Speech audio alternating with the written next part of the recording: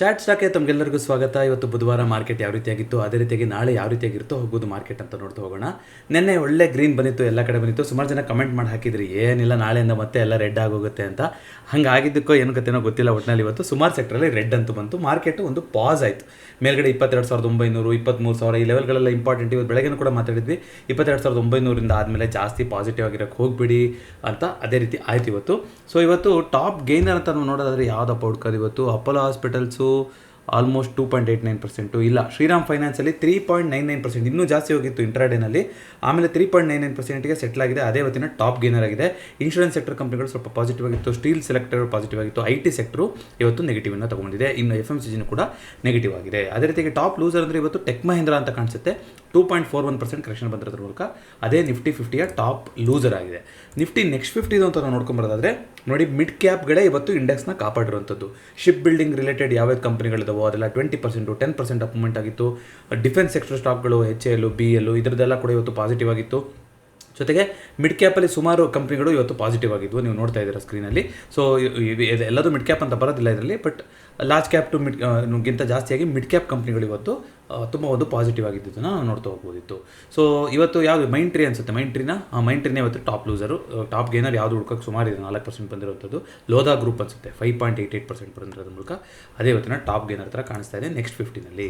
So Nifty ಇದೇನು ಹಾಗಾದರೆ ಕತೆ ಅಂತಂದರೆ ನೋಡಿ, 22,800 ಮೇಲ್ಗಡೆ ಬಂದು ಕ್ಲೋಸಿಂಗ್ ಆಗಿದೆ. ತುಂಬ ಸಾಲಿಡ್ ಕ್ಲೋಸಿಂಗು.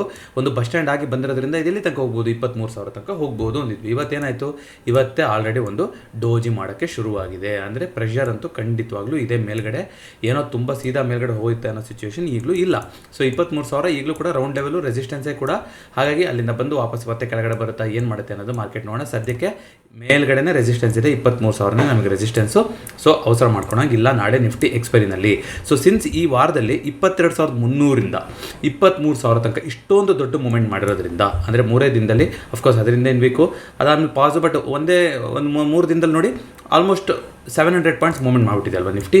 ಹಾಗಾಗಿ 23,000ನೇ ರೆಸಿಸ್ಟೆನ್ಸ್ ಆಗಿ ಉಳಿಸ್ಕೊಂಡು ಕೆಳಗಡೆ 22,500ನ ಸಪೋರ್ಟಾಗಿ ಉಳಿಸ್ಕೊಂಡು ಇವೆರಡರ ಮಧ್ಯದಲ್ಲಿ ಒಂದು ಈ 500 ಪಾಯಿಂಟ್ ಝೋನಲ್ಲಿ ಕ್ಲೋಸ್ ಮಾಡ್ಬೋದು ಅಂತ ಅನ್ನಿಸ್ತಾ ಇದೆ ನಾಳೆ ಎಕ್ಸ್ಪೈರಿಗೆ. ನೋಡೋಣ ಯಾವ ರೀತಿ ಆಗ್ತಾ ಹೋಗುತ್ತೆ ಅಂತ. ಅದೇ ರೀತಿಯಾಗಿ ನೋಡಿ, ನಾಳೆದು ಆಪ್ಷನ್ ಚೇಂಜ್ ನೋಡ್ತಾ ಬರೋದಾದರೆ ಎಲ್ಲಿದೆ ಅಂತ. ಸೊ 22,500ರಲ್ಲಿ ಕ್ಲೀನಾಗಿ ನಿಮಗೆ ಸಪೋರ್ಟ್ ಕಾಣಿಸ್ತಾ ಇದೆ. ಮೇಲ್ಗಡೆ 23,000 ಏನು ಮಾತಾಡ್ಕೊಂಡ್ವಿ ಇವಾಗ ಅದೇನೆ. ಸೊ ಆಪ್ಷನ್ ಚೇಂಜ್ ಕೂಡ ಸಾರಿ ಹೇಳ್ತಾ ಇದೆ, 23,000 ರೆಸಿಸ್ಟೆನ್ಸ್ ಇದೆ, 22,500 ಸಪೋರ್ಟ್ ಇದೆ ಅಂತ. ಮಧ್ಯದಲ್ಲಿದ್ದರೆ ಶಿವ ಅಂತ ಇರ್ಬೋದು, ವಾಲಟೈಲ್ ಆಗಿರ್ಬೋದು, ಮಾರ್ಕೆಟ್ ಏನು ಬೇಕಾದ್ರೂ ಮಾಡ್ಬೋದು. ಆದರೆ ಈ ಝೋನ್ನ ಬಿಟ್ಟು ಬರೋದು ಅಷ್ಟು ಸುಲಭ ಇಲ್ಲ. ಅಪ್ಪಿ ಗ್ಯಾಪ್ ಅಪ್ ಓಪನಿಂಗ್ ಆಯಿತು ಅಂತಂದರೆ ಐ ಆಮ್ ಇಂಟ್ರೆಸ್ಟೆಡ್ ಇನ್ ಸೆಲ್ಲೇ ಆಗಿರುತ್ತೆ ನಾಳೆ. ಮಧ್ಯ ಝೋನಲ್ಲಿ ಓಪನ್ ಇದ್ದು ಅಂದರೆ ಬೇಕಾದ್ರೆ ನೀವು ಸ್ಟ್ರಾಂಗಲ್ ಮಾಡ್ಕೊಂಡು ಕೊನೆಗೆ ನೀವು ಸ್ಟಾಡಲ್ಗಳಿಗೆ ತರಿಸೋಕ್ಕೆ ನೋಡ್ತಾ ಹೋಗ್ಬೋದು. ಬಟ್ ಅಪ್ಪಿ ತುಂಬ ಒಂದು ಗ್ಯಾಪ್ ಅಪ್ ಓಪನಿಂಗ್ ಆಯಿತು ಅಂದರೆ, ಸಿನ್ಸ್ ಆಲ್ರೆಡಿ ಅಷ್ಟು ಮೂವ್ಮೆಂಟ್ ಆಗಿರೋದ್ರಿಂದ ಈ ವಾರ ನಾನು ಸೆಲ್ ಮಾಡೋದ್ರ ಬಗ್ಗೆ ಜಾಸ್ತಿ ಫೇವರಬಲ್ ಆಗಿರ್ತೀನಿ. ಅದಲ್ಲದೆ ಅಂತ ನೋಡ್ತಾ ಬರೋದಾದ್ರೆ ಬ್ಯಾಂಕ್ ನಿಫ್ಟಿ ಏನಾಗಿದೆ ಇವತ್ತು, ಏನು ನೆಕ್ಸ್ಟ್ ರೆಸಿಸ್ಟೆನ್ಸ್ ನೋಡಿ ಏನಾದರೂ ಚೇಂಜಸ್ ಮಾಡ್ತಾ ಇದೀವ. ಹಿಂದೆ ಹಾಕೊಂಡ್ಬಂದಿರುವಂಥ ಲೆವೆಲು ಆ ಲೆವೆಲಿಗೆ ಬರುತ್ತೆ, ಅಲ್ಲಿಗೆ ಬಂದಾಗ ಸಪೋರ್ಟ್ ತಗೊಳುತ್ತೆ, ಮತ್ತು ಇನ್ನೊಂದು ಲೆವೆಲ್ ಅಲ್ಲಿಗೆ ಬರುತ್ತೆ, ರೆಸಿಸ್ಟೆನ್ಸ್ ಆಗುತ್ತೆ. ಅದಕ್ಕೆ ಮಾರ್ಕೆಟು ಹಿಂದಿಂದ ತುಂಬ ಚೆನ್ನಾಗಿ ನೆನ್ಪಿಟ್ಕೊಂಡಿರೋ ಜಾಗ ಅಂದರೆ ಅದು ಸ್ಟಾಕ್ ಮಾರ್ಕೆಟ್. ಹಾಗಾಗಿ ಹಳೇದು ಎಲ್ಲೆಲ್ಲಿ ಪೇನ್ ಪಾಯಿಂಟ್ಸ್ ಇತ್ತು ಅಲ್ಲಿ ಬಂದಾಗ ಮತ್ತೆ ಅದು ಅಲ್ಲಿ ನಿಂತ್ಕೊಳ್ಳೇಬೇಕದು, ಅದೇ ರೀತಿಯಾಗಿ ವರ್ಕ್ ಆಗೋಂಥದ್ದು. ಅನ್ಲೆಸ್ ಏನೋ ಒಂದು ತುಂಬ ದೊಡ್ಡದಾಗಿ ಆಗೋ ಥರದ್ದಿದೆ ಅಂದರೆ ಅದು ಯಾವುದಕ್ಕೂ ಬೆಲೆ ಕೊಡ್ದಂಗೆ ಕೊಚ್ಕೊಂಡು ಹೋಗುತ್ತೆ ಅಂತ ನಾವು ಹಿಂದೆ ಮಾತಾಡಿದ್ವಿ. ಯಾಕೆ ಈ ಲೆವೆಲ್ ಅಷ್ಟೊಂದು ಇಂಪಾರ್ಟೆಂಟ್ ಅಂತ ಅದು ಹೆಂಗೆ ಹೇಳ್ತೀರಾ ಅಂತಂದ್ರೆ ನೋಡಿ, ಇಲ್ಲಿ ಒಂದು ದೊಡ್ಡ ಬಸ್ ಸ್ಟ್ಯಾಂಡ್ ಆಗಿತ್ತು ಕರೆಕ್ಟಾಗಿ ಮೇಲೆ ಆಲ್ ಟೈಮ್ ಹೈಲಿ. ಇದು ಆಲ್ಮೋಸ್ಟ್ ಲಾಸ್ಟ್ ಇಯರ್ ಜೂನಿಂದ ಈ ವರ್ಷ ಜನವರಿ ತನಕ ಆದಂಥ ಒಂದು 6 ತಿಂಗಳ ಬಸ್ ಸ್ಟ್ಯಾಂಡ್. ಮೇಲೆ ಹೋಗ್ತಿತ್ತು, ಕೆಳಗಡೆ ಬಂದು ಸಪೋರ್ಟ್ ತೊಗೊಂಡು, ಮೇಲೆ ಹೋಗ್ತಿತ್ತು, ಕೆಳಗಡೆ ಬಂದು ಸಪೋರ್ಟ್ ತೊಗೊಂಡಿತ್ತು. ಈ ರೀತಿ ಟ್ರಿಪಲ್ ಟಾಪ್ ಅಂತ ಹೇಳೋಕ್ಕಾಗೋದಿಲ್ಲ ಇದನ್ನ, ಬಟ್ ಇದು ತುಂಬ ರೇರ್ ಕಾಂಬಿನೇಷನ್ನು. ಇದು ಸಕ್ಸಸ್ಫುಲ್ ಆಗುತ್ತೋ ತುಂಬ ರೇರ್ ಈ ಕಾಂಬಿನೇಷನ್ ಆಯಿತಾ. 3 ಗುಡ್ಡ ಅಂತ ಅನ್ಕೋಬೋದು ನೀವು. ಈ ಥರ ಆಯಿತು ಅಂತಂದರೆ ಒಂದು ಶಾರ್ಪ್ ಫಾಲ್ ಬರುತ್ತೆ ಅಂತ ಸೇಮ್ ಹೆಡ್ ಆ್ಯಂಡ್ ಶೋಲ್ಡರ್ ಥರನೇ ಹೇಳ್ತಾ ಹೋಗ್ತಾರೆ. ಬಟ್ ಇಲ್ಲಿ ನೋಡ್ತಾ ಬರ್ತಾರೆ ಕೆಳಗಡೆ ಬಂದು ವಾಪಸ್ ಆ ಝೋನ್ ಬಂದು ಟೆಸ್ಟ್ ಮಾಡಿ, ಕೆಳಗಡೆ ಬಂದು ಮತ್ತೆ ಆ ಝೋನ್, ಅಂದರೆ ಈ ಝೋನ್ ಯಾವ ಝೋನಿಂದ ಒಂದು ಪೇನ್ ಶುರುವಾಗಿ ಬಿದ್ದಿರುತ್ತಲ್ಲ ಆ ಝೋನ್ನ ಮತ್ತೆ ಟೆಸ್ಟ್ ಮಾಡೋಕ್ಕೆ ಹೋಗುತ್ತೆ. ಮೋರ್ ಓವರ್ ಬ್ಯಾಂಕ್ ನಿಫ್ಟಿನಲ್ಲಿ ಈಗಲೂ ಕೂಡ ಒಂದು ದೊಡ್ಡ ಕರೆಕ್ಷನ್ ಅನ್ನೋದು ಆಗೇ ಇಲ್ಲ. ಹಾಗಾಗಿ ಇಲ್ಲಿಂದ ರಿವರ್ಸಲ್ ಬರೆದ್ರೆ ವಾಪಸ್ ಈ ಟ್ರೆಂಡ್ ಕಡೆಗೆ ಅದು ಒಂದು ಮುಂದಿನ ಕತೆ ಆಯಿತು. ಬಟ್ ಫಸ್ಟ್ ಆಫ್ ಆಲ್ ಇದರಿಂದ ಮೇಲೆ ಹೋಗಬೇಕು, ಫಸ್ಟ್ 49,800 ಮೇಲೆ ನೋಡೋಣ ಅದಾಗುತ್ತಾ ಅಂತ. ಬಟ್ ನಾಳೆ ಏನಾರು ಅಪ್ಪಿ ಗ್ಯಾಪ್ ಡೌನ್ ಆಗಿ ಅಥವಾ ಸ್ವಲ್ಪ ಕೆಳಗಡೆ ಬಂತು ಅಂದರೆ ನಿಫ್ಟಿನೂ ಕೂಡ ನಿಮ್ಗೆ ಗೊತ್ತಿದೆ ಈಗ ಒಂದು 22,500ರಿಂದ 23,000 ಆ ಝೋನಲ್ಲಿ ಉಳಿತಾ ಹೋಗ್ಬೋದು. ನಾಳೆ ಜಾಸ್ತಿ ಆಪ್ಷನ್ ಬಯರ್ಸ್ ಅವಸರ ಮಾಡ್ಕೊಳಕ್ಕೆ ಹೋಗ್ಬಿಡಿ. ಯಾಕೆಂತಂದರೆ ವಿಕ್ಸು ಈಗಲೂ ಕೂಡ 13ರಲ್ಲಿ ಇದೆ ಅಂತ ಅನಿಸ್ತಿರ್ಬೋದು, ಬಟ್ 23,000ನ ಅಷ್ಟು ಸುಲಭವಾಗಿ ಬಿಟ್ಕೊಡ್ತಾರಾ ಅನ್ನೋದು ಸ್ವಲ್ಪ ಡೌಟ್ ಇದೆ ನನಗೆ. ಹಾಗಾಗಿ ಗ್ಯಾಪ್ ಓಪನಿಂಗ್ ಆಯಿತು ಅಂದರೆ ಕ್ಲಿಯರ್ ಕಟ್ ನಿಮಗೆ ಅವತ್ತು ಒಂದು ಡಮ್ ಅಂತ ಅನ್ಸ್ಬಿಟ್ಟು ಒಂದೇ ರೇಂಜ್ ಬೌಂಡಲ್ಲಿ ಇಡ್ತಾರೆ ಅಂತ. ಯಾಕೆಂದರೆ ಆಪ್ಷನ್ ಬಯರ್ಸ್ ಆಲ್ರೆಡಿ ಈ ವಾರ ಒಳ್ಳೊಳ್ಳೆ ದಿನಾನ ನೋಡಿದ್ದೀವಿ. ಹಾಗಾಗಿ ನಾಳೆ ಆಪ್ಷನ್ ಸೆಲ್ಲರ್ಸ್ ಡೇ ಆಗಿರುತ್ತೆ, ಅದೇ ಆಪ್ಷನ್ ಚೇಂಜ್ ಕೂಡ ಹೇಳ್ತಾ ಇದೆ. ಅದೇ ರೀತಿಯಾಗಿ ಗೋಲ್ಡು ನೋಡ್ತಾ ಬರೋದಾದರೆ ಆಲ್ಮೋಸ್ಟ್ ಆಲ್ ಟೈಮ್ ಹೈಯಿಂದ ಒಂದು ಸಣ್ಣದಾಗಿ ಕೆಳಗಡೆ ಬರೋ ಥರ ಕಾಣಿಸ್ತಾ ಇದೆ. ಬಿಕಾಸ್ ಇಂಟರ್ನ್ಯಾಷನಲ್ ಗೋಲ್ಡಲ್ಲೂ ಒಂದು ಡಿಪ್ ಆಗಿದೆ 3050 ಲೆವೆಲಿಂದ. ನೋಡೋಣ, ತುಂಬ ಒಂದು ಕೆಳಗಡೆ ಬರಬೇಕು ಕರೆಕ್ಷನ್ನು ಗೋಲ್ಡು ನಾವು ತಗೋಬೇಕು ಅಂತಾದರೆ. ಆದರೆ ಆಲ್ರೆಡಿ ತಗೊಂಡಿರೋರು ಹೋಲ್ಡ್ ಮಾಡಿ ಇಟ್ಕೊಂಡಿರಿ. ಫ್ರೆಶ್ ಅಕ್ಯುಮುಲೇಷನ್ ಸದ್ಯಕ್ಕೆ ನಾಟ್ ರೆಕಮೆಂಡೆಡ್. ನೋಡೋಣ, ಮಾರ್ಕೆಟು ಸ್ವಲ್ಪ ರಿಕವರಿ ತೋರಿಸ್ತಾ ಇದೆ. ಗೋಲ್ಡು ಸ್ವಲ್ಪ ಏನಾದ್ರು ಕರೆಕ್ಷನ್ ಆಗುತ್ತಾ, 84,000 ಕೆಳಗಡೆ ಏನಾದ್ರು ಬರುತ್ತಾ ಏನು ನೋಡ್ತಗೋಣಂತೆ. USD INR ಸತತವಾಗಿ ಈ ವರ್ಷದ ಕೊನೆ ಅಂತ ಹೇಳಿ, ಈ ವರ್ಷದ ಲೋ ಅಂತ ಹೇಳ್ಬೋದೇನೋ, ಈ ವರ್ಷದ ಲೋ ಅಂತ ಹೇಳ್ಬೋದಾ, ಇಲ್ಲ 2000, ಬಟ್ ಒಂದು 6-7 ವಾರದಲ್ಲಿ ಅತ್ಯಂತ ಕಡಿಮೆ ಬೆಲೆಗೆ ಬಂದಿದೆ. ಅಂದರೆ ರುಪಿ ಅಪ್ರಿಷಿಯೇಟ್ ಆಗಿದೆ. ಇದನ್ನು ನ್ಯೂಸ್ ಸೆಕ್ಷನ್ ಕವರ್ ಮಾಡ್ತೀನಿ.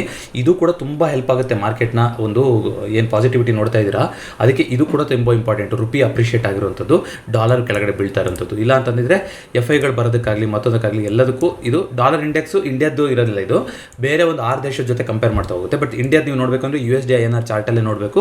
ಇದು ಕೆಳಗಡೆ ಬರ್ತಾ ಇದೆ, ಒಳ್ಳೆಯದೇ. ಸೊ ಇವತ್ತು FIಗಳು ಏನು ಮಾಡ್ಕೊಂಡಿದ್ದಾರೆ ನೋಡ್ಕೊಂಡು ಬಂದ್ಬೋಣ ಒಂದ್ಸಲ. FIಗಳು ನಾನು ನೋಡಿಲ್ಲ ಇವತ್ತು. ಯಾರಾದರೂ ಡೇಟಾ ಹಾಕಿದರೆ ಅಲ್ಲೇ ತೋರಿಸ್ಬಿಡ್ತಾ ಇದ್ದೆ. ಕ್ಯಾಶ್ ಮಾರ್ಕೆಟಲ್ಲಿ FIಗಳು ಇವತ್ತು ಬೈ ಮಾಡಿದಾರ 19 ಮಾರ್ಚ್. ಇಲ್ಲ, ಬೈ ಮಾಡಿಲ್ಲ. 1,090 ಕೋಟಿ ಸೆಲ್ಲಿಂಗು. ಸೊ ನೆನ್ನೆ ಅಷ್ಟೇ ಸುಮ್ಮನೆ ಏನೋ ಎಲ್ಲೋ ಮಧ್ಯದಲ್ಲಿ ಒಂದು ಬಂದಿರೋಂಥದ್ದು ನೆನ್ನೆ ಒಂದೇನೆ ಆಯಿತಾ. ಇವತ್ತು ತಿರ್ಗಾ ಓಕೆ ಬ್ಲೂ ಇರೋದಲ್ವಾ, ಬ್ಲೂ ಇರೋದು FIಗಳು ನೋಡಿ. ಬ್ಲೂ ಇವತ್ತು ಆಲ್ಮೋಸ್ಟ್ ಎಲ್ಲೋ ಯಾವತ್ತೋ ಲಾಸ್ಟ್ ವರ್ಷನೂ ಹೋದ ತಿಂಗಳು 18 ಫೆಬ್ರವರಿ ಒಂದಿನ ಬೈ ಮಾಡಿದರು. ಈ ಸಲನೂ ನೋಡಿ 18ನೇ ತಾರೀಕು ಏನಾದ್ರು ಇದೆಯಾ, ಲಾಸ್ಟ್ ಜನವರಿನೂ 18ನೇ ತಾರೀಕು ಬೈ ಮಾಡಿದ್ರು ಅವರು FIಗಳು ಗೊತ್ತಿಲ್ಲ, ನಾನು ಕೇಳ್ತಾ ಇದ್ದೀನಿ. ಲಾಸ್ಟ್ ಜನವರಿ 4,000 ಕೋಟಿ ಬೈ ಮಾಡಿದರು. ಈ ಫೆಬ್ರವರಿನಲ್ಲಿ 18 ಏನು ಮಾಡಿದ್ರು ನೋಡೋಣ. ಯಾಕಂದರೆ ಸುಮ್ಮನೆ ಒಂದು ಡೇಟಾ ಅಂತ ಇರುತ್ತೆ ಅಂತ.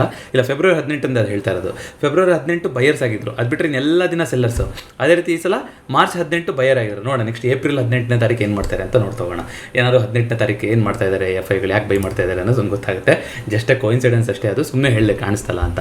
ಸೊ ಇವತ್ತು ಕೂಡ FIಗಳು ಸೆಲ್ಲರ್ಸೇ ಆಗಿದ್ದಾರೆ. ಆದರೆ DIಗಳು ಚೆನ್ನಾಗಿ ಬೈ ಮಾಡೋದ್ರಿಂದ ಮಾರ್ಕೆಟು ನಿಂತಿದೆ. DI ಅದ್ರ ಬಗ್ಗೆ ಸುದ್ದಿ ಬಂದಾಗ ಮಾತಾಡ್ತೀನಿ. ಸೊ ಅದಲ್ಲದೆ ಯಾವುದು ಸಿಲ್ವರು ಇದೆಲ್ಲದು ಕೂಡ ಅದೇ ಇವಾಗ ಗೋಲ್ಡ್ ಕರೆಕ್ಷನ್ ಆಗಿದೆ ಅಂದರೆ ಇದು ಕೂಡ ಅಲ್ಲೇ ನಿಂತಿರುತ್ತೆ. ಕ್ರೂಡು 5,700 ನೋಡಿ ತುಂಬ ಇಂಪಾರ್ಟೆಂಟ್ ಲೆವೆಲ್ ಇದೆ. ಯಾಕೆ ಹೇಳ್ತಾ ಇದ್ದೀನಿ ಅಂದರೆ ಇದು ಒಂದು ಇಂಪಾರ್ಟೆಂಟ್ ಬಸ್ ಸ್ಟ್ಯಾಂಡ್. ಇವಾಗ ಇಲ್ಲಿ ಮೂಮೆಂಟ್ ಕೊಟ್ಟರೆ ಜೋರಾಗಿ ಮೂಮೆಂಟ್ ಕೊಡಬೇಕು. ಏಪ್ರಿಲ್ ಮೇ ಸೀರೀಸಿಗೆ ಒಂದು ಶಾರ್ಟ್ ಕವರಿಂಗ್ ಬರ್ಬೋದು ಅಂತ ನನಗೆ ಅನಿಸ್ತಾ ಇದೆ. ಈ ಝೋನ್ ಅಷ್ಟು ಸುಲಭ ಬಿಟ್ಕೊಡಲ್ಲ ಅಂತ. ನೋಡೋಣ ಏನಾಗ್ತಾ ಹೋಗುತ್ತೆ ಅಂತ. ಬಟ್ ಇವಾಗಲೇ ತೊಗೊಂಡ್ರೆ ಪೊಸಿಷನ್ನು ತೊಂದರೆ ಇಲ್ಲ. ನೀವು ಜಾಸ್ತಿ ಟೈಮ್ ಇರೋದು ತೊಗೊಂಡ್ರೆ ಏನೋ ತೊಂದರೆ ಇಲ್ಲ. ನನ್ನ ಪ್ರಕಾರ 6,200 ತನಕ ಮತ್ತೊಂದು ಸಲ ಅಟೆಂಪ್ಟ್ ಅಂತೂ ಮಾಡುತ್ತೆ ಕ್ರೂಡು. ನೋಡೋಣ. ಈಗ ನಾನು ಸೆಬಿ ರಿಜಿಸ್ಟರ್ಡ್ ಇನ್ವೆಸ್ಟ್ಮೆಂಟ್ ಅಡ್ವೈಸರ್ ಆಗಿರೋದಿಲ್ಲ. ಕಮೋಡಿಟಿ ಆಗಲಿ, F&O ಆಗಲಿ, ಕ್ಯಾಶ್ ಮಾರ್ಕೆಟ್ ಆಗಲಿ ನಿಮ್ಮ ಅನಾಲಿಸಿಸ್ ನೀವು ಮಾಡಬೇಕು. ಅದೇ ರೀತಿಗೆ ನ್ಯಾಚುರಲ್ ಗ್ಯಾಸು ನೋಡಿ, ಈ ಝೋನ್ನ ಯಾಕೋ ಬಿಟ್ಕೊಡೋ ಥರ ಕಾಣಿಸ್ತಾ ಇಲ್ಲ. ಏನೋ ಒಂದು ಮೂಮೆಂಟ್ ಬರ್ಬೋದು ಅಂತಿದೆ. ನೋಡೋಣ, ಅಟ್ಲೀಸ್ಟ್ 380 ಮೇಲ್ಗಡೆನಾದರೂ ಈ ಎಕ್ಸ್ಪೈರಿನಲ್ಲಿ ಕ್ಲೋಸ್ ಮಾಡಿಸ್ತಾರೆ ಅಂತ ಅನಿಸ್ತಾ ಇದೆ. ಇವತ್ತೊಂದು ಎಕ್ಸ್ಪ್ಲೋಸಿವ್ ಮೂವ್ ಬಂದಿಲ್ಲ. ನಾಳೆ ಅಥವಾ ನಾಡಿದ್ದು 2 ದಿನ, ಸೋಮವಾರ ಎಕ್ಸ್ಪೈರಿ ಇರೋದು. ನೋಡೋಣ, ಇನ್ನೊಂದು 20-30 ಪಾಯಿಂಟ್ ಏನಾದರೂ ನೋಡಿ. ಇಲ್ಲೊಂದು ದೊಡ್ಡದಾಗಿ 22 ಕ್ಯಾಂಡಲ್ ಬಿಟ್ಬಿಟ್ಟಿತ್ತು. ಸೊ ಇವಾಗ ಮೇಲ್ಗಡೆ ಹೋದ್ರೂ ಹೈಪೋಥೆಟಿಕಲಿ ಏನಾಗುತ್ತೆ, ಈ ಝೋನ್ ರೆಸಿಸ್ಟೆನ್ಸ್ ಥರನೇ ಆಗ್ತಾ ಹೋಗುತ್ತೆ. ಬಟ್ ಅಟ್ಲೀಸ್ಟ್ ಈ ಝೋನ್ನ ಒಂದ್ಸಲ ಟೆಸ್ಟ್ ಮಾಡೋ ಥರ ಎಕ್ಸ್ಪೈರಿ ಆಗಬೇಕು. ಇಲ್ಲ ಇಲ್ಲಿ ನೋಡಿ, ಬಂದಿದೆ, ಕೆಳಗಡೆ ಬಂದಿದೆ ನೋಡಿ. ಇಲ್ಲಿ ಏನಾಗುತ್ತೆ, ಒಂದು ಜೋರಾಗಿ ಮೂಮೆಂಟ್ ಬರುತ್ತೆ, ಆಮೇಲೆ ಸುಮಾರು ದಿನ ಆಗ್ಬಿಟ್ಟು ಕೆಳಗಡೆ ಬರುತ್ತೆ. ಮತ್ತೆ ಇದೊಂದು ಫ್ಲಾಗ್ ಆ್ಯಂಡ್ ಪೋಲ್ ಅಂತ ಅನ್ಬೋದು. ಮತ್ತೆ ಜೋರಾಗಿ ಮೂಮೆಂಟ್ ಬಂದಿತ್ತು, ಇವಾಗ ಸುಮಾರು ದಿನ ಆಗ್ಬಿಟ್ಟು ಕೆಳಗಡೆ ಬರ್ತಾ ಇದೆ. ಇನ್ನೊಂದು ಮೂಮೆಂಟ್ ಜೋರಾಗಿ ಬರುತ್ತಾ ಗೊತ್ತಿಲ್ಲ, ನೋಡೋಣ ಆಗುತ್ತಾ ಅಂತ. ಸೊ ಕ್ರೂಡು, ನ್ಯಾಚುರಲ್ ಗ್ಯಾಸ್ ಎರಡಕ್ಕೂ ಕೂಡ ನಾನು ಸ್ವಲ್ಪ ಪಾಸಿಟಿವ್ ಆಗಿ ಇದ್ದೀನಿ. ಈಗಲೂ ಕೂಡ ಏನಾಗುತ್ತೆ ಅನ್ನೋದು ನೋಡೋಣ. ನ್ಯೂಸ್ ಸೆಕ್ಷನಲ್ಲಿ ಇವತ್ತು ಕವರ್ ಮಾಡೋಕ್ಕೆ ಹೋದರೆ ರುಪಿ ಸ್ಟ್ರಾಂಗ್ ಆಗ್ತಾ ಇದೆ, ಮಾರ್ಕೆಟು ಸ್ಟ್ರಾಂಗ್ ಆಗ್ತಾ ಇದೆ, ನಿಮ್ಗೆ ಗೊತ್ತಿದೆ. ಸೊ ಅದು ಇಂಪಾರ್ಟೆಂಟ್ ರೀಸನ್ನು. ಅದು ಬ್ಯಾಂಕ್ ನಿಫ್ಟಿಗಂತೂ ತುಂಬ ಇಂಪಾರ್ಟೆಂಟ್. ಅದು ಕಾಣಿಸ್ತಾ ಇದೆ ಕೂಡ. ಅದೇ ರೀತಿಯಾಗಿ LIC ಯಾವುದು ಅಂತ ಗೊತ್ತಿಲ್ಲ, ಒಂದು ಸ್ಟ್ಯಾಂಡ್ ಅಲೋನ್ ಹೆಲ್ತ್ ಇನ್ಶೂರೆನ್ಸ್ ಬಿಸ್ನೆಸ್ಸಲ್ಲಿ ಬೈ ಮಾಡೋಕ್ಕೆ ಹೋಗ್ತಾ ಇದ್ದಾರಂತೆ.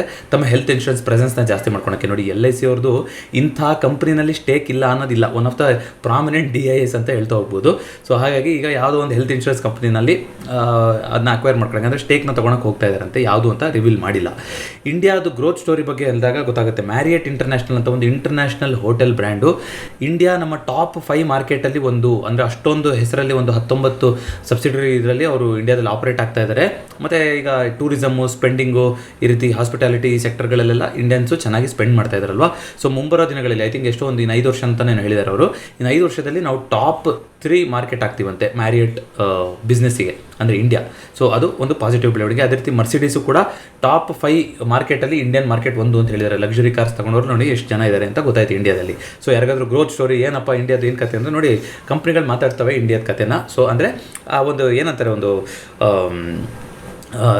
ತಲಾ ಆದಾಯ ಅಂತ ಕರಿತೀವಲ್ಲ, ಅದಕ್ಕೆ ಒಂದು ಪರ್ಟಿಕ್ಯುಲರ್ ವರ್ಡ್ ಇದೆ, ಪ್ಯಾರಿಟಿ ಇನ್ಕಮ್ ಅಂತ. ಅಂದರೆ ಒಬ್ಬರು ತಲೆಗೆ ಎಷ್ಟು ಖರ್ಚು ಮಾಡೋಕ್ಕೆ ಇದೆ ಅನ್ನೋದು, ಅದ್ರ ಮೇಲೆ ಎಕನಾಮಿ, GDP ಇದೆಲ್ಲ ಕೂಡ ಡಿಪೆಂಡ್ ಆಗ್ತಾ ಹೋಗುತ್ತೆ. ಒಬ್ಬರು ಎಷ್ಟು ಸ್ಪೆಂಡ್ ಮಾಡೋಕ್ಕೆ, ಅದ್ರದ್ದು ಆ್ಯಾವ್ರೇಜು ಜಾಸ್ತಿ ಆಗ್ತಾ ಇದೆ ಇಂಡಿಯಾದಲ್ಲಿ. ಸೊ ಇದು ಬಿಸ್ನೆಸ್ಗಳಿಗೂ ಕೂಡ ಗೊತ್ತಾಗ್ತಾ ಇದೆ. ಮಾರುತಿ ಸುಜುಕಿ ಅವರು 2% ಅಲ್ಲ 4% ಏನೋ ಜಾಸ್ತಿ ಮಾಡ್ತೀವಿ ತಮ್ಮ ಪ್ಯಾಸೆಂಜರ್ ವೆಹಿಕಲ್ನ ರೇಟ್ಗಳನ್ನು ಏಪ್ರಿಲಿಂದ ಅಂತ ಅನೌನ್ಸ್ ಮಾಡಿದ್ರು. ಲಾಸ್ಟ್ ವೀಕು 2% ಅಪ್ ಮೂವ್ಮೆಂಟ್ ಕೂಡ ಬಂದಿತ್ತು ಮಾರುತಿ ಸುಜುಕಿ ಸ್ಟಾಕು. ಇವತ್ತು ಟಾಟಾ ಮೋಟರ್ಸು, ಕಿಯಾ ಇವರು ಕೂಡ ನಾವು ಒಂದು 2% 3% ಜಾಸ್ತಿ ಮಾಡ್ತೀವಿ ಅಂತ ಹೇಳಿದ್ದಾರೆ ಏಪ್ರಿಲಿಂದ. ಸೊ ಒಬ್ಬರು ಶುರು ಮಾಡಿದ್ರೆ ಇನ್ನೆಲ್ಲರೂ ಶುರು ಮಾಡ್ತಾರೆ. ಯಾರಾದರೂ ಕಾರ್ ತೊಗೊಂಡಿದ್ದೀರಾ ಅಂದರೆ ಇನ್ನು 11 ದಿನ ಟೈಮ್ ಇದೆ, ನೋಡಿ ಏನು ಮಾಡ್ತೀರಾ ಅಂತ. ಅದೇ ರೀತಿಯಾಗಿ ಟೆಲಿಕಾಮ್ ಇಂಡಸ್ಟ್ರೀಸು ಒಂದು ವೇವ್ ಆಫ್ ಅಂತ ಕೊಡ್ತಾರೆ ADR ಇಂದ. ಅದು ಲಾಸ್ಟ್ ಏನೋ ಚಂಕ್ ಒಂದು ಬರೆದಿತ್ತು ಜಡ್ಜ್ಮೆಂಟ್ ಮೇಲೆ, ಅದಕ್ಕೆ ಎಕ್ಸಾಕ್ಟ್ ಡೀಟೇಲ್ಸ್ ನನಗೆ ಗೊತ್ತಾಗಿಲ್ಲ, ಇವತ್ತು ಬಂದಿತ್ತು ನ್ಯೂಸ್ ಇದು. ಸೊ ಅದು ಕೊಡೋದಿಲ್ಲ ಅಂತ ಹೇಳಿದರೆ, ಕಾಂಪಿಟೇಟರ್ಗಳು ಕೊಡಲ್ಲ ಅಂತ ಹೇಳಿದಕ್ಕೆ ವೋಡಫೋನ್ ಐಡಿಯಾ ತುಂಬ ಇವತ್ತು ಖುಷಿ ಪಟ್ಬಿಟ್ಟಿತ್ತು. ಏರ್ಟೆಲ್ಗೂ ಸಿಗಲ್ಲ, ಜಿಯೋಗೂ ಸಿಗಲ್ಲ, ಅದು ವೇ ಆಫ್, ನಮ್ಗೆ ಹೆಂಗಿದ್ರು ಸಿಗಲ್ಲ, ಅವ್ರು ಆಲ್ರೆಡಿ ದಿವಾಳಿ ಆಗಿದ್ದಾರೆ. ಬಟ್ ಪಾಸಿಟಿವ್ ಬಂದಿತ್ತು. ಮತ್ತು ಇನ್ನೊಂದೇನೋ 5G ಸರ್ವಿಸಸ್ ಏನೋ ಮುಂಬೈಲಿ ಲಾಂಚ್ ಮಾಡ್ತಾ ಇದ್ದಾರೆ ಅಂತೆ ವೋಡಫೋನ್ ಐಡಿಯಾ ಅಂತ ಕೇಳಿದೆ. ಅದನ್ನ ಯಾರಾದರೂ ಕೈ ಹಿಡಿಯೋರು ಬರಬೇಕು, ಇದುವರೆಗೂ ಯಾರು ಕೈ ಹಿಡಿಯೋರು ಬಂದಿಲ್ಲ. ₹8 ₹6 ಅಂತ ತೊಗೊಂಡ್ರೆ ಏನಾಗುತ್ತೆ ಅಂತ ಗೊತ್ತಿದೆ. ದಯವಿಟ್ಟು ಆ ಥರ ಮಾಡೋಕ್ಕೆ ಹೋಗ್ಬಿಡಿ, ತುಂಬ ಕಷ್ಟ ಇದೆ. ಆ ಡಿಯೋಪೋಲಿ ಆಗಿ ಹೋಗ್ಬಿಟ್ಟಿದೆ. BSNL ಇವಾಗ ಸ್ವಲ್ಪ ಸಬ್ಸ್ಕ್ರೈಬರ್ ಕೌಂಟ್ ಜಾಸ್ತಿ ಮಾಡ್ಕೊಂಡಿದ್ದಾರೆ. ಆದರೆ ಇಂಟರ್ನೆಟ್ಟು ಮೇನ್ ರೆವೆನ್ಯೂ ಅಂತ ನೋಡೋದಾದರೆ ಭಾರತಿ ಏರ್ಟೆಲ್ಲು ಮತ್ತು ಜಿಯೋಗೆ ಕಾಂಪಿಟೇಷನ್ ಸದ್ಯಕ್ಕೆ ಕಾಣಿಸ್ತಾ ಇಲ್ಲ. ಇದಿಷ್ಟು ಇವತ್ತಿನ ಚಾರ್ಟ್ ಸ್ಟಾಕ್ ಆಗಿತ್ತು. ನಾಳೆ ಎಕ್ಸ್ಪೈರಿ ಆಗಿರುತ್ತೆ ನಿಫ್ಟಿದು, ದಯವಿಟ್ಟು ಹುಷಾರಾಗಿ ನೋಡಿಕೊಂಡು ಟ್ರೇಡ್ ಮಾಡಿ. ಒಂದು ಸೈಡ್ ವೈಸ್ ಎಕ್ಸ್ಪೈರಿ ಆಗಿರುತ್ತೆ ಅಂತ ಎಕ್ಸ್ಪೆಕ್ಟ್ ಮಾಡ್ತಾ ಇದ್ದೀನಿ. ತುಂಬ ಒಂದೊಂದು ಗ್ಯಾಪ್ ಆಫ್ ಓಪನಿಂಗ್ ಆಯಿತು ಅಂತಂದರೆ ಒಂದು ಕರೆಕ್ಷನ್ ಬರ್ತಾ ಹೋಗ್ಬೋದು. ಸೊ ನಾಳೆ ಮತ್ತೊಂದು ಚಾರ್ಟ್ ಸ್ಟಾಕ್ನೊಂದಿಗೆ ಭೇಟಿಯಾಗೋಣ. ಅಲ್ಲಿ ತನಕ ಮಾರ್ಕೆಟ್ ಮಾತುಕತೆ ಚಾನಲ್ನ ಸುಮಾರು ಪ್ಲೇಲಿಸ್ಟಲ್ಲಿ ಸಾಕಷ್ಟು ಮಾಹಿತಿಗಳಿದೆ, ಅದನ್ನ ಚೆಕ್ಔಟ್ ಮಾಡಿ. ಟ್ಯಾಕ್ಸ್ ಪ್ಲಾನಿಂಗು, ಟ್ಯಾಕ್ಸ್ ಫೈಲಿಂಗ್ ಬಗ್ಗೆ ಯಾರಿಗಾದರೂ ಫೈನಾನ್ಷಿಯಲ್ ಇಯರ್ ಎಂಡ್ ಬರ್ತಾ ಇದೆ, ಯಾವ ರೀತಿ ಪ್ಲಾನ್ ಮಾಡೋದು ಮುಂದಿನ ವರ್ಷ ಆದರೂ ಅಂತ ಡೌಟ್ ಇದೆ ಅಂದರೆ ದಯವಿಟ್ಟು ಆ ಪ್ಲೇಲಿಸ್ಟ್ಗಳನ್ನು ಚೆಕ್ ಮಾಡಿ. ಈ ವಿಡಿಯೋದ ಎಂಡಿ ಕೊಟ್ಟಿರ್ತೀನಿ ನಾನು ಟ್ಯಾಕ್ಸ್ ಪ್ಲಾನಿಂಗ್ ಪ್ಲೇಲಿಸ್ಟ್ನ. ಜೊತೆಗೆ 2025 ಮಿಷನ್ ಟರ್ಮ್ ಇನ್ಶೂರೆನ್ಸ್ ಆಗೋಯ್ತು. ಈಗ ಎಮರ್ಜೆನ್ಸಿ ಫಂಡ್, ಸೊ ಎಮರ್ಜೆನ್ಸಿ ಫಂಡನ್ನು ದಯವಿಟ್ಟು ಮರೆಯೋಕೆ ಹೋಗ್ಬಿಡಿ. ಟರ್ಮ್ ಇನ್ಶೂರೆನ್ಸ್ ಇನ್ನೂ ಯಾರಾದರೂ ಮಾಡಿಸಿಲ್ಲ ಅಂದರೆ ಪ್ರತಿ ವಿಡಿಯೋದ ಡಿಸ್ಕ್ರಿಪ್ಷನಲ್ಲಿ ಬಜಾಜ್ ಅಲಯನ್ಸ್ ಅವರ ಟರ್ಮ್ ಇನ್ಶೂರೆನ್ಸ್ ಫಾರ್ಮ್ನ ಕೊಡ್ತಾ ಇರ್ತೀನಿ. ಆ ಫಾರ್ಮ್ನ ಫಿಲ್ ಮಾಡಿದ್ರೆ ಡೈರೆಕ್ಟಾಗಿ ಬಜಾಜ್ ಸಿಬ್ಬಂದಿ ನಿಮಗೆ ಹೆಲ್ಪ್ ಮಾಡ್ತಾರೆ ಒಂದು ಸೂಕ್ತವಾದ ಟರ್ಮ್ ಇನ್ಶೂರೆನ್ಸ್ ತೊಗೊಳಕ್ಕೆ. ಇದಕ್ಕೆ ಯಾವುದೇ ರೀತಿಯಂತ ಎಕ್ಸ್ಟ್ರಾ ಕಮಿಷನ್ ಅಂತ ಇರೋದಿಲ್ಲ. ನೀವು ಆನ್ಲೈನ್ ಹೋಗಿ ಮಾಡಿದ್ರು ಅಷ್ಟೇ, ಇಲ್ಲಿ ಮಾಡಿದ್ರು ಅಷ್ಟೇ. ಬಟ್ ನಿಮ್ಗೆ ಏನಾದ್ರು ಕ್ವೇರಿ ಮತ್ತೊಂದಿತ್ತು ಅಂದರೆ ಸಪೋರ್ಟಿಗೆ ಸಿಗ್ತಾರೆ. ಸೊ ಮತ್ತೆ ನಾಳೆ ಭೇಟಿಯಾಗೋಣ. ಎಲ್ರಿಗೂ ನಮಸ್ಕಾರ.